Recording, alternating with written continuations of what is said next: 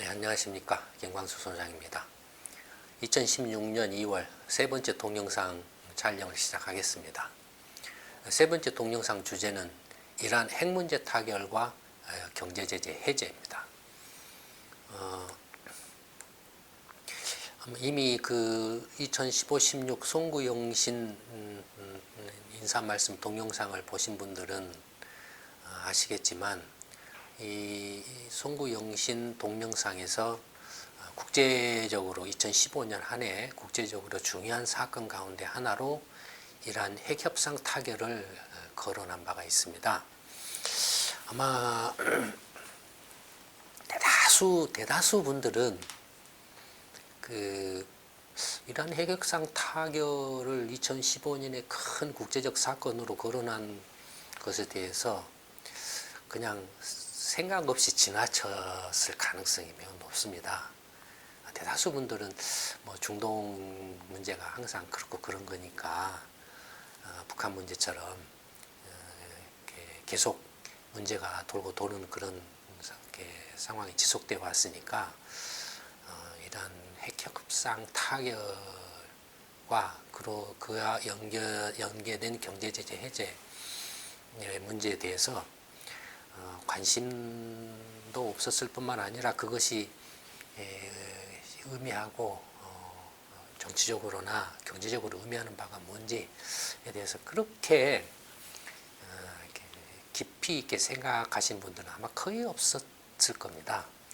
만약 그 2015년에 중요한 국제적 사건의 하나로서 이란 핵협상 문제, 그 다음에 그와 연계된 경제제재 해제 문제에 대해서 관심을 평소에 가지고 계셨던 분이나 아니면 송구영신 동영상에서 이란 핵협상 타결이 2015년 국제적으로 중요한 사건 중에 하나였다라고 말하는 것에 대해서 납득을 하신 분들이라면 그분들은 상당히 그 시야가 넓으신 분입니다. 아마 경제 전문가가 되려면 이런 정도를 읽어낼 줄 알아야 됩니다. 프로가 되시려면 이런 정도를 좀 읽어낼 줄 알아야 됩니다. 그 이란 핵협상 타결과 타결이 되고 그와 연계돼서 이제 미국이나 유럽연합 등의 경제제재 해제한 것이 언론에 굉장히 크게 보도됐지 않습니까? 국제적으로도 국내적으로도 굉장히 크게 보도됐고 특히나 뭐 이제 지금 유가가 장난이 아니지 않습니까? 근데 물론 중국 경제가 침체되고 해서 원유 수요가 또 중국 경제를 비롯한 이제 신흥 경제국 경제가 조금 안 좋아져서 원유 수요가 위축되고 있는 부분도 있지만 미국이나 뭐 일본이나 유럽 등 선진국 경제는 뭐 원유 수요가 그렇게 크게 뭐 위축된다든지 뭐 줄어들지는 않고 있죠. 오히려 꾸준히 이렇게 증가하고 있죠. 그런가 하면은 그러니까 그 유가 급락의 원인은 양면입니다. 하나는 이렇게 수요, 중국 특히 최대 그 원유 수요처라고 할 수 있는 물론 최대 수요처는 미국, 중국 비슷하겠네.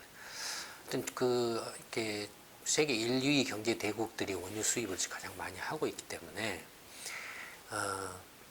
원유 수요 위축도 기대했던 것만큼 원유 수요가 늘어나지 않는 것도 빠르게 늘어나지 않는 것도 유가 하락의 원인이지만 그 반대편의 공급 측면에서의 공급 과잉 압력도 무시할 수가 없습니다. 오히려 수요 증가 둔화보다는 공급 과잉이 지금 유가 하락의 더 결정적인 요인이라고 할 수 있습니다. 왜냐하면은 2010년부터 이른바 이제 미국을 중심으로 한 이제 셰일 오일 또는 셰일 가스 혁명이 일어나서 미국의 원유 수입이 팍 줄었죠. 그러니까 미국의 원유 수요가 줄어든 게 아니고 수입이 줄어든 것 뿐이죠. 수입이 줄어든 이유는 미국에서 셰일 오일이나 셰일 가스 공급이 굉장히 빠르게 늘어났기 때문에 그렇죠. 그러니까 공급 과잉이죠. 그로 인해서 유가가 떨어지고 더더군다나 이제 유가가 떨어지면서 산유국들이 치킨 게임을 한 거죠. 왜냐하면 수입이 줄어드니까. 수입이 줄어들면은 정치적으로 공약한 여러 가지 그 사업들이나 어떤 국민들한테 제공하는 혜택들이 줄어들어서 정치적으로 어떤 그 국민들의 불만이 고조되지 않겠습니까? 그런 산유국들에서 뭐 그러면은 상당히 불안정해지겠죠. 권력 자체를 유지하는 게 상당히 불안정해지겠죠. 그러니까 그런 점들을 고려해서 산유국들이 경쟁적으로 공급을 늘려서 수익을 조금이라도 더 많이 확보하려고 이렇게 했다라는 거죠. 그것이 지금의 유가가 이 정도까지 지금 떨어지게 된 보다 더 근본적인 요인이라고 할 수 있습니다. 그러니까 수요 증가 둔화보다는 원유 공급 과잉이 더 지금 심각한 요인이라는 거죠. 그런 와중에 이제 이란 핵 협상이 타결되고 그에 연계해서 경제 제재가 풀리고 경제 제재 해제 중에서 가장 핵심적인 부분이 이제 원유 수출 재개죠. 이란은 사우디아라비아에 이어서 세계 최대 원유 최대라고 두 번째 원유 매장 및 생산을 자랑하는 그야말로 산유 대국이죠. 물론 뭐 베네수엘라가 뭐 있습니다. 베네수엘라는 바다 저 깊은 곳에서 좀 채굴하기 힘든 그 매장량이 이제 확 늘어나 가지고 있지만 그 채굴하기가 힘든 상황이니까 어쨌든 그 이런 그 산유 대국이 이제 원유 수출 재개가 가능해진다라는 거죠. 그러니까 저희 연구소는 이미 그 작년 그 이제 핵협상 그 이제 그 협상 타결해서 이제 이란이 과연 그 핵 관련한 시설물들을 투명하게 공개하고 미국이나 서방 유럽 국가들이 원하는 그런 수준까지 이른바 핵무기로 전용될 수 있는 모든 시설들을 폐기하거나 국외에 반출시키는 작업을 할 건가를 이렇게 나름대로 이렇게 쭉 지켜봤습니다. 근데 결과적으로는 의외로 어떤 면에서 보면 의외라고 할 수 있는데 의외로 이란이 이런 그 핵 폐기 합의에 실질적으로 이렇게 합의도 하고 이행을 했다라는 거죠. 이런 상당히 조금 이렇게 의외였습니다. 근데 이란이 왜 그러면은 그동안 아주 오랫동안 핵 개발을 하려고 노력을 해왔다가 이런 핵 폐기 합의를 하게 됐는가가 이제 궁금하죠. 그것과 관련해서 이란의 경제 상황을 살펴볼 필요가 있습니다. 이란은 사실 중동 지역의 그 강자입니다. 인구가 5천만 명 이상이 넘어가는 나라가 중동 지역에서 이집트, 터키, 뭐 이란 정도죠. 그 외에 5천만 명을 넘어가는 인구 대국은 아마 없을 겁니다. 사우디아라비아 같은 경우는 최대 산유국이지만 실제 사우디아라비아 자국 부족 출신은 몇십만밖에 안 되고 대부분이 이제 인근 중동 국가나 이제 그 뭐 인도라든지 이런 데서 이제 돈 벌러 온 그런 사람들로서 이렇게 이제 이른바 이제 진골이 아닌 그런 사람들이죠. 그런 정도로 해서 한 2,800만, 3천만이 약간 안 될 겁니다. 그러니까 뭐 머릿수로는 이란하고 사우디가 이란에 비할 수가 없죠. 그다음에 여러 가지 경제력이나 경제 잠재력 이런저런 것들을 감안했을 때도 이란의 잠재력이 훨씬 사우디에 비해서 크다라고 이렇게 할 수 있습니다. 종교적인 분쟁이 이제 크죠. 사우디가 아무래도 이제 풍부한 자금력을 바탕으로 해서 이른바 이제 그 이슬람교 내에서도 이제 그 뭡니까 수니파하고 시아파 대립인데 수니파에 이제 맹주 역할을 한다고 할까요? 아니면 사우디가 그런 중심적인 위치에 있다라고 하면 시아파의 이제 맹주가 이란이지 않습니까? 상대적으로 이제 수니파가 비중이 높기는 하지만 시리아 내전 같은 경우도 사실은 지금 이제 그런 이제 종교 전쟁이죠. 그 시리아 아사드 대통령이 이제 이란이 지지하는 이란 쪽에 이제 그 시아파이고 이제 반정부 세력은 이제 수니파라 할까요? 뭐 이런 쪽이고 거기에 이제 뭐 IS라 이슬람가죠. 들이 이렇게 낑겨들어서 이제 난장판이 되고 있는 그런 상황이죠. 그러니까 IS 이슬람 국가는 미국이든 러시아든 양쪽에서 두드러 패려고 하고 있고, 이건 별개고, 아사드 시리아 대통령 그 이른바 정권을 이렇게 지지하고 있는 쪽은 이제 러시아하고 이란 쪽이고, 반정부 세력은 이제 미국이나 유럽 이제 서방 국가가 반정부 세력을 이제 지지를 하고 있고, 뭐 이런 상황이죠. 이런 가운데에서 이란이 미국과 핵협상 타결을 했다. 그리고 실제로 핵 개발의 투명성을 이행을 했다. 상당한 뭐라 할까요? 조금 생각할 수 없는 획기적인 이제 그런 행동이자 변화입니다. 사실 미국과 이란 간의 갈등은 1979년 이른바 이제 그 이슬람 혁명 호메이니용이 이제 그 지도자가 돼서 이렇게 이슬람 종교 혁명을 일으켜서 그 당시 팔레비 왕조였죠. 아마 나이 드신 분들은 팔레비 국왕 이름 익숙하실 겁니다. 팔레비는 완전 이제 그 이란의 석유 개발은 이제 미국 메이저들을 중심으로 해서 다국적 메이저들을 중심으로 해서 개발되고 특히 미국의 이제 이권이 강하게 개입되어 있었기 때문에 친미 정권이었죠.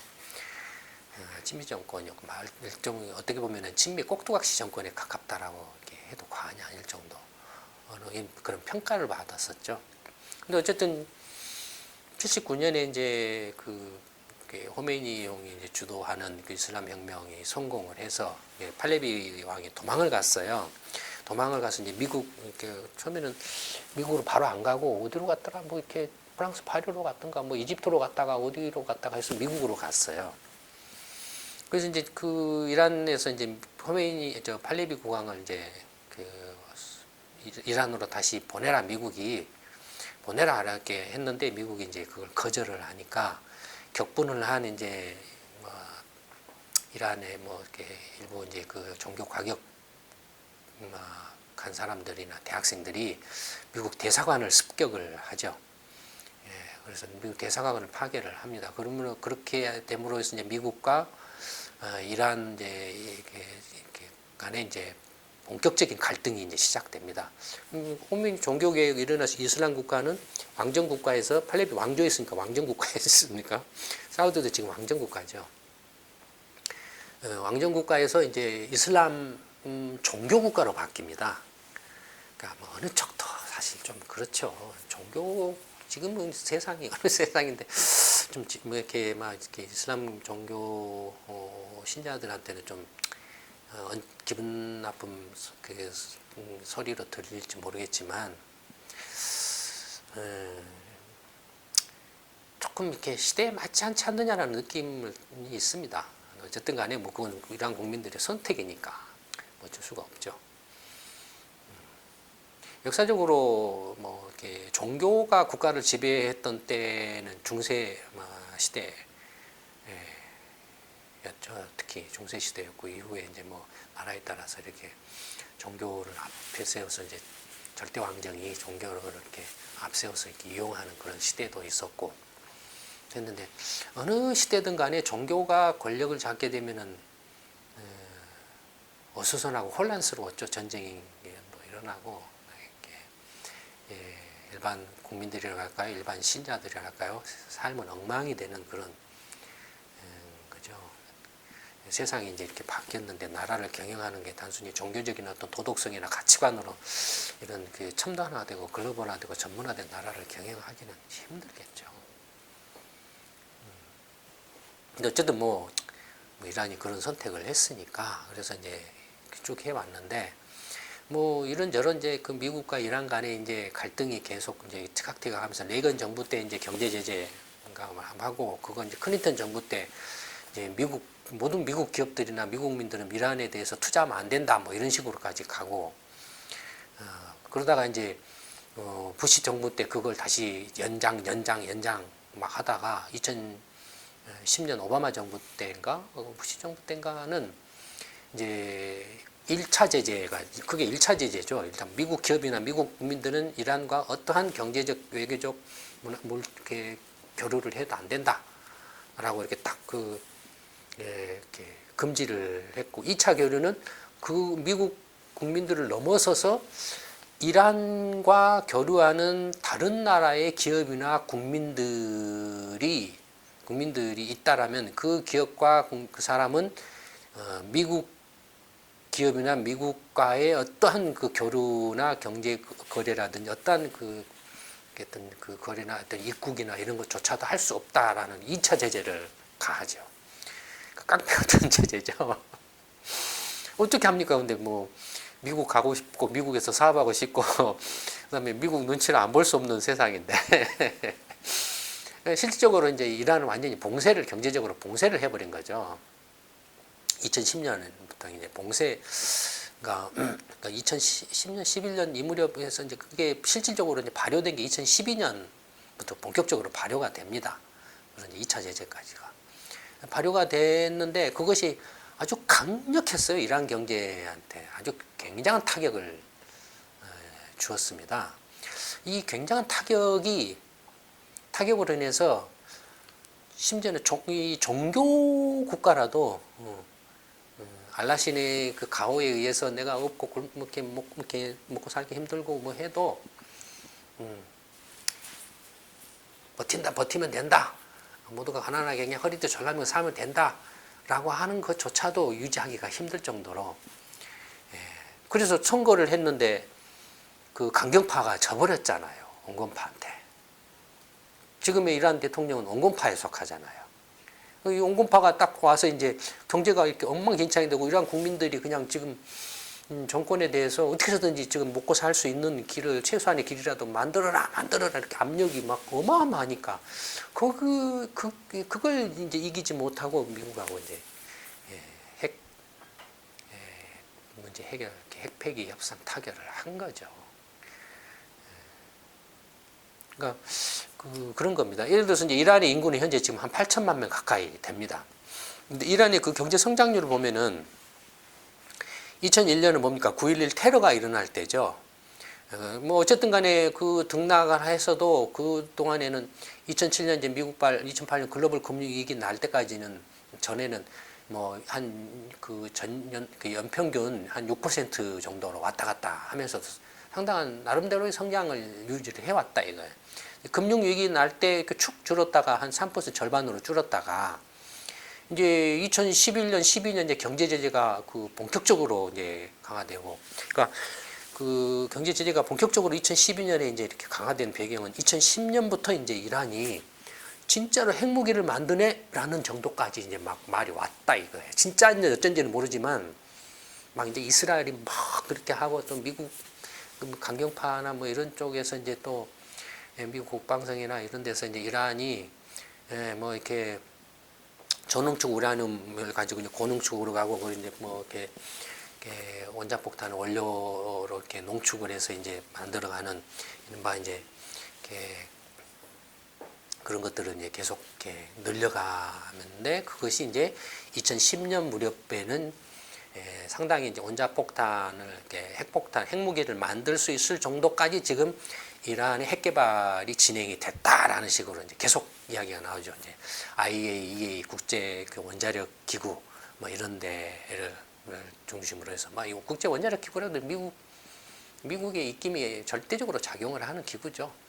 뭐 어쨌든 뭐 그런 데서 이제 이런저런 막 이란이 이제 핵무기를 이제 막 본격적으로 개발해서 이제 그 핵무기를 만들 수 있는 정도까지 왔다.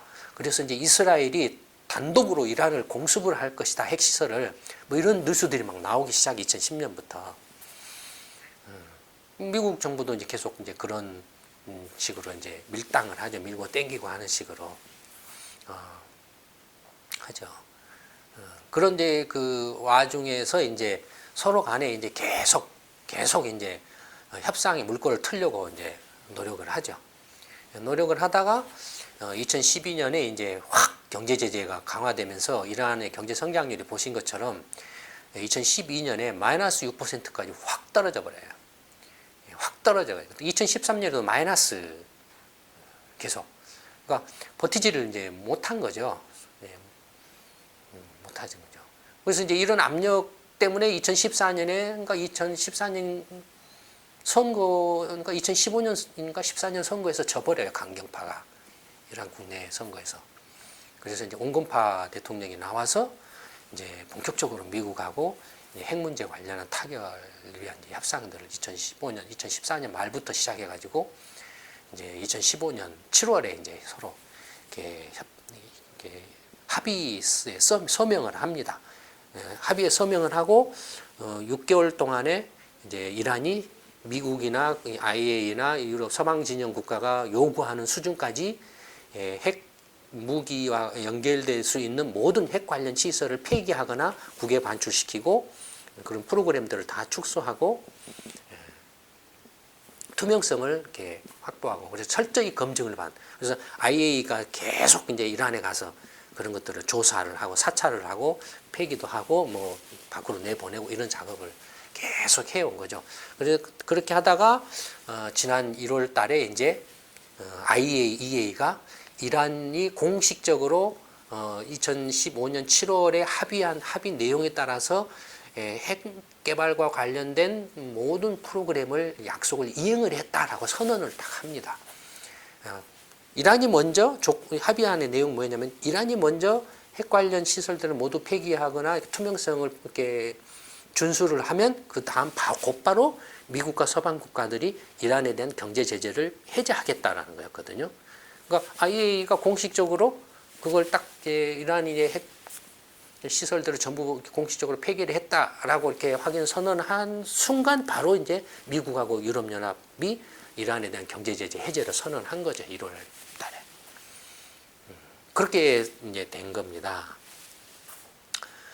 근데 이제 미국의 경우에는 이란을 포함해서 이제 그 이른바 이제 그 핵뿐만이 아니라 테러나 이렇게 무기, 미사일 그 되게 전략적 무기 물자, 무기에 활용될 수 있는 전략적 물자에 대해서는 규제나 제재를 여전히 하고 있죠. 그 부분은 여전히 지금 이란에 대한 제재는 그대로 유효하게 남아 있습니다. 다만 핵 개발과 관련된 핵무기 개발과 관련된 경제 제재만 지금 풀어놓은 거죠. 근데 풀어놓은 게 어떤 걸 풀어놓냐면은 그 1차 제재, 2차 제재 있다라고 했지 않습니까? 2차 제재는 외국 기업이나 외국 국민들이 이란과 교류를 할 경우에 미국 기업이나 미국 정부로부터 제재를 받는다. 미국하고 경제 교류를 할 수 없고 미국이 입국도 할 수 없고 그런 제재를 받는다라는 그 2차 제재가 풀린 거죠. 2차 제재가 풀렸기 때문에 이란은 1차 제재는 그대로 남아 있어요. 이제 그 아까 말씀드린 테러 지원 국가 뭐 예를 들어서 이제 그 9.11 테러 알카에다라든지 예를 들자면은 그다음에 헤즈볼라라든지 뭐 있지 않습니까? 이런 어떤 테러 지원 국가로 지정이 되어 있기 때문에 그래서 1차 제재 미국 기업이나 미국 국민은 여전히 어떤 형태로든지 이란 기업이나 이란과 경제 교류를 하지 못하게 딱 묶여 있어요. 그러니까 이번에 미국이 그 경제 제재 해제를 한 것은 2차 제재를 푼 겁니다. 외국 기업 이나 외국 국민들이 이란과 경제 거래를 이제 자유롭게 할 수 있다. 그러니까 이란이 바로 경제 제재 해제했으니까 어떻게 됐습니까? 중국하고 유럽하고 이렇게 한국하고 일본하고 원유 수출 해주려고 이렇게 하고 있죠. 미국하고는 안 하잖아요. 미국은 이제 우회적으로 이렇게 뭐 하는 어쩐지는 모르겠습니다만 하여튼 그렇게 돼 있죠. 근데 이게 성장률 면에서는 6% 마이너스 6% 2년 연속 마이너스 성장을 이렇게 기록을 했지만 뭐 마이너스 6% 한번 이 정도로 무슨 경제적인 타격이 크겠느냐라고 생각하실지 모르지만 예컨대 이제 그 달러 표시 명목 GDP를 보면 9.11 테러 때도 그때 이란 알카에다 진짜 후원 그 대상으로 지목돼 가지고 확 그때도 제재를 이제 이렇게 쪼임을 당했어요 이란이. 그래서 그 달러 표시로 하면 확 줄었어요. 그러다가 다시 이렇게 쭉 이렇게 늘어났다가 2012년에 거의 한 뭡니까 6천억 달러 되던 것이 4천억 달러 밑으로 거의 3분의 1, 30% 이상 경제 규모가 확 줄어버린 거예요. 달러 표시로. 이제 완전히 봉쇄가 돼버리니까 모든 수입 물자들이 막히잖아요. 이라는 산업이 취약하니까 뭐 자동차가 됐든 뭐가 됐든 그런 뭐 텔레비전 됐든 냉장고가 됐든 수입에 의존을 하는데 그것이 막혀버리니까 어떻게 되겠습니까? 물건이 없어가지고 공급 부족. 뭐 이렇게 뭐 슈퍼나 이런데 가게 가면은 물건을 사고 싶어도 살 물건이 없을 지경이 되지 않았겠습니까? 그럼 어떻게 되겠습니까? 물건이 없으면 그러니까 폭등을 하겠죠. 예, 폭등을 하겠죠. 그다음에 경제 제재 당하니까 환율이 어떻게 돼요? 이란 화폐가 리알화인데 환율이 어떻게 되겠습니까? 환율이 폭등을 해요. 2001년에도 거의 1,700 리알대에서 거의 뭐 한 8,000 리알대로 10배 가량 폭등을 합니다. 환율이 10배 가량 폭등을 해요. 그다음에 쭉 오다가 다시 2012년에 12,000 리알 정도에서 푹 뛰어가지고 25,000 리알로 한 두 배 한 넘게 팍 뛰어버려요. 그 다음에 최근에는 3만 리알까지 계속 이렇게 뛰어버려요. 경제 제재로. 그러니까 물건을 수입할 수가 없어가지고 뭐 원유도 못 팔아. 원유도 못 팔아. 물건 수입할 수도 없어. 그러니까 원시시대, 거의 원시시대로 돌아가 버려. 그런 이란 국민들이 어떻겠습니까? 그러니까 아무리 종교, 이슬람, 뭐 알라신이고 이렇게 한다고 하더라도 버틸 수가 없어요. 권력이. 먹고 사는데 이길 수가 없어요. 이길 수가 없어요. 이런 식으로 이란 경제가 완전히 그냥 엉망진창이 돼버린 거예요. 그 다음에 물가 상승률도 보시면 장난이 아닙니다. 물건이 없으니까 어떻게 됐습니까? 물가 상승률이 굉장히 높겠죠. 보통 한 10%대 이렇게 하다가 2012년에는 30%를 2012년, 13년에 연달아서 30%를 넘어요. 30에 30이면 60%. 사실 근데 2배 이상 뛴 거죠. 폭등을 한 거죠. 이것도 이란 정부 통계가 얼마나 정확하겠습니까? 실제로는 이보다 비교할 수 없을 정도로 어마어마하게 뛰었겠죠. 실제로는. 예를 들어서 이란 정부 통계가 믿을 수 없다라는 게 실업률 통계를 보면 알 수 있어요. 보시면은 그 실업률은 별로 이렇게 변동이 없어요. 물론 이란은 종교 국가이니까 그 취업을 안 해도 그 이슬람 사원에 들어가서 이렇게 되면은 실업자로 간주 안 할 수도 있겠죠. 그러나 믿을 수가 없어요. 생각을 해보십시오. 이렇게 마이너스 성장 이렇게 어마어마하게 하고 경제 환율이 이렇게 폭등을 하고 물가도 이렇게 뛰는데 실업률이 별로 이렇게 오히려 실업률은 줄어들어요. 예, 실업률이 말이 안 되죠. 그러니까 이란 정부의 이란 통계는 조금 신뢰성이 적습니다. 그럼에도 불구하고 이란 경제가 경제 제재로 인해서 얼마나 타격을 받았는가 하는 걸 이렇게 충분히 짐작할 수 있다 이겁니다. 가계 소비 같은 경우 봐보세요. 이게 2001년 제재할 때도 이렇게 이게 좀 일시적으로 확 줄었다가 그렇지만 이렇게 나름대로 이렇게 증가를 해왔는데 금융위기 때를 빼놓고 2012년에 가계 소비 2년 동안 또 마이너스로 확 줄었어요. 가계 소비가 줄었다라는 거죠. 근데 보시면은 이렇게 가계 소비가 이제 금융 위기를 계기로 해서 확 떨어지고 있죠. 그러니까 이미 그 금융 위기 때부터 일반 국민들이 일반 소비 생활이 굉장한 압박을 받고 있었다는 걸 말을 하죠. 예. 그다음에 정부 지출을 보면은 어쨌든 간에 조금씩이라도 그 원유를 팔다가 이렇게 이제 금융위기가 나고 원유가가 폭락하고 그다음에 원유를 못 팔게 되고 경제 제재 받으면서 못 파니까 정부가 경제가 안 좋아져서 무슨 국민들 불만을 무마하려고 뭔가 이렇게 돈을 이렇게 지출을 하려고 해도 지출할 돈이 없어요. 리알화를 막 찍어내면 그냥 그 종이 조각에 불과한데 그러니까 환율이 이렇게 폭등을 해버린 거죠. 돈의 가치가 그냥 없어져 버린 거예요. 그러니까 그 리알화가 2001년에는 1,770 리알이었는데 지금은 3만 리알이니까 몇 배나 뛰었습니까? 환율이. 어마어마하죠. 20배 정도 뛰었나요? 그 한 15년 사이에? 그 정도죠. 그 다음에 고정자본 투자는 뭡니까? 건설 투자하고 기업의 설비 투자가 있지 않습니까? 보시는 것처럼 2012년에 고정자본 투자가 확 마이너스 30%, 20% 넘어갔어요.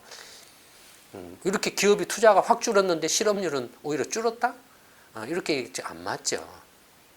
안 맞죠. 그 다음에 수출입 같은 경우도 이제 확 줄어버린 게 통제가 되니까 제재가 강화되니까는 마이너스로 그냥 급감을 해버리죠. 그나마 원유 자체도 이제 못 팔아버리니까 재정 수지라든지 정부 빚은 뭐 빚을 내고 싶어도 빚을 낼 수 없는 상황이죠.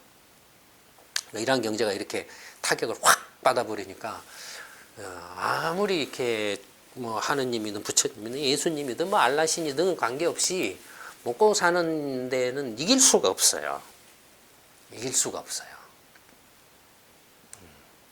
그다음에 이제 이란 경제 구조를 한번 살펴보면 GDP를 지출별로 보면은 가계 소비가 전체 한 50% 절반 정도, 한 40%다가 최근에는 뭐 경제가 쭈그러들면서 가계 소비 50% 정도고, 그다음에 건설이나 기업 설비 투자, 고정자본 투자가 한 25%, 30%에다가 줄어들고, 수출입이 한 4, 50% 정도 되고, 뭐 이런 정도입니다. 그러니까 이란 경제는 소비 경제죠.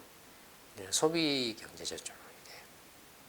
그다음에 이제 산업별로 보면은 관공업인데 이 관공업이 전체 한 40%까지 차지했는데 이 중에 제조업이 한 15%밖에 안 돼요. 나머지 25% 내지 20%는 뭡니까? 원유 생산, 광업이죠. 광업, 그러니까 이란의 최대 산업은 원유 생산, 광업입니다. 최대 산업이 그다음에 이제 도소매업, 뭐 제조, 기타 등등 이렇게 되죠. 그러니까 이러한 산업, 그러니까 그 제조업 비중이 굉장히 그 제조업이나 서비스업, 뭐라 할까요? 그 상대적으로 낮죠. 제조업이나 서비스업의 어떤 그 비중이 이게 광업 비중이 굉장히 높고, 그다음에 상품 수출입 같은 경우를 보면은 달러 표시인데, 하여튼 달러 표시로 수출이 이렇게 쭉 늘었다가 2012년 제재 당하면서 확 급감을 해버리죠. 그래서 자금줄이 확 막혀버리죠. 이런 상황이 벌어진 겁니다. 품목별로 수출입 품목별로 보면은 압도적으로 이렇게 원유 수출이죠. 원유 가스 수출이죠. 그의 수출을 뭐 제조품 조금 하고 있지만 대부분이 원유 가스 수출입니다. 원유 가스 수출이 이렇게 12년, 13년, 14년 이렇게 확 막히면서 이렇게 급감한 거고, 그다음에 반대로 수입은 뭐냐면은 식량, 농산품하고 제조품입니다. 식량. 이란에서 한국에 수입하는 것 중에 하나가 석류, 이란 석류이죠. 예, 석류. 맛있어요, 이란 석류. 예, 근데 이게 지금 이제 그 이란 경제 제재, 이란이 핵협상 합의를 하지 않을 수 없었던 배경입니다. 배경인데, 근데 저희 연구소가 뭐 그 경제 시평에서도 설명했지만 2014년에 러시아가 우크라이나를 침공할 때 유럽연합과 미국이 러시아에 대해서 이제 경제 제재를 했죠. 아주 약하게 시작을 했어요. 몇 사람 이제 정부 러시아의 이제 이른바 그 힘센 그 관료들이나 어떤 정치인들 찍어가지고 이제 해외 자산 동결, 은행 계좌 동결, 그다음에 입국 금지 뭐 이런 식으로 하면서 점점 그걸 넓혀서 이 러시아 국영기업과의 이제 국영기업 해외자산 동결, 뭐 거래 금지 이런 정도까지 계속 확대해 왔죠. 그때 2014년 그 이제 러시아 경제제재 시작할 때 우리 연구소 그 단신이나 경제 단신에서 이렇게 설명을 했던 것 같은데, 효과가 있을 거다. 러시아 경제 제재를 강화시키면 효과가 있을 거다라고, 그래서 러시아 경제가 휘청거릴 거다라고 이렇게 경제단신에서 설명을 해놨었어요. 그때 그렇게 이야기를 했던 그 근거가 뭐였냐면 그때 이걸 봤습니다. 이란 경제 이 데이터를 봤어요, 우리가. 이란 경제가 이렇게 경제 제재를 강하게 이렇게 하니까 이렇게 찌그러들더라라는 걸 봤어요. 저희가 2014년에 이제 유럽연합과 미국 등이 러시아 경제 제재를 한다라고 했을 때, 러시아도 그러면은 경제 제재의 강도가 높아질수록 러시아 경제도 이제 찌그러들 수밖에 없을 거다라고 읽고서 그런 이야기를 한 거예요. 그러니까 벌써 그런 정도까지 할 수 있을 정도의 그 사람은 대단한 프로입니다. 그런 정도까지 이렇게 할 수 있을 정도면.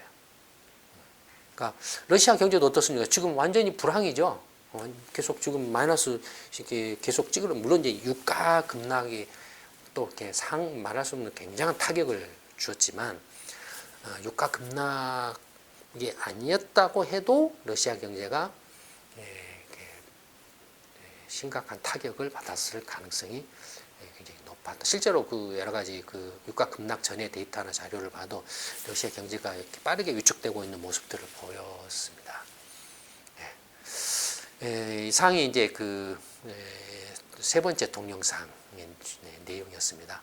이 세 번째 동영상을 통해서 이른바 중동 국가의 강자라고 할 수 있는 잠재적 강자라고 할 수 있는 이란의 경제가 어떤 모습인가 하는 것도 한번 이 기회를 통해서 이렇게 살펴보시는 것도 그래서 이해하시는 것도 세계 경제를 이해하시는데 훨씬 도움이 시야가 넓어지게 됩니다.